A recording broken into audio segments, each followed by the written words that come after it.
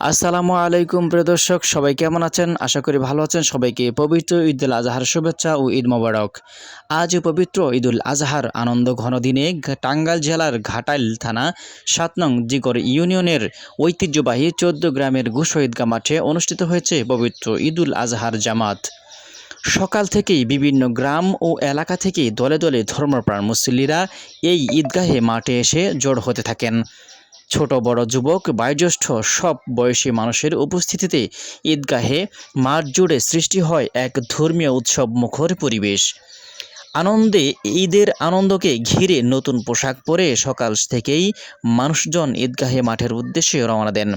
চারদিকে তাকবীর ধ্বনি, ঈদের শুভেচ্ছা এবং আত্মীয় স্বজন ও পরিচিতজনদের সঙ্গে দেখা হওয়ার আনন্দ মুখরিত হয়ে ওঠে পুরো পরিবেশ। দীর্ঘদিন অনেক একে অপরের সঙ্গে দেখা করে কৌশল বিনিময় করেন এবং ঈদের শুভেচ্ছা জানান। স্থানীয়দের ভাষ্যমতে ১৪ গ্রামের মানুষের কাছে ঘুষোয়া ঈদগাহ মাঠ শুধু নামাজের স্থান নয়, এটি দীর্ঘদিনের একটি ঐতিহ্য ও আবেগের জায়গা।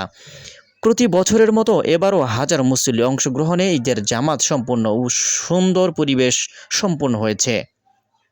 মাঠ জুড়ে শৃঙ্খলা বজায় রাখতে স্থানীয় নানান ব্যবস্থা গ্রহণ করা হয়েছে। আজকের ঈদের জামাতের ইমাম হিসেবে দায়িত্ব পালন করেন সম্মানিত আলেম মুফতি ওমর ফারুক সাহেব। তার ইমামতিতে ধর্মপ্রাণ মুসল্লিরা পবিত্র ঈদুল আজহার নামাজ আদায় করেন।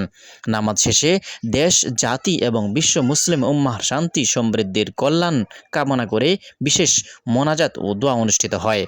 এ সময় মহান আল্লাহ রাব্বুল আলামিন দেশবাসীর সুখ, শান্তি, নিরাপত্তা, অসুস্থদের সুস্থতা এবং মৃতদের মাগফিরাত কামনা করা হয়। নামাজ শেষে মুসল্লিদের মাঝে দেখা যায় এক হৃদয়স্পর্শী দৃশ্য।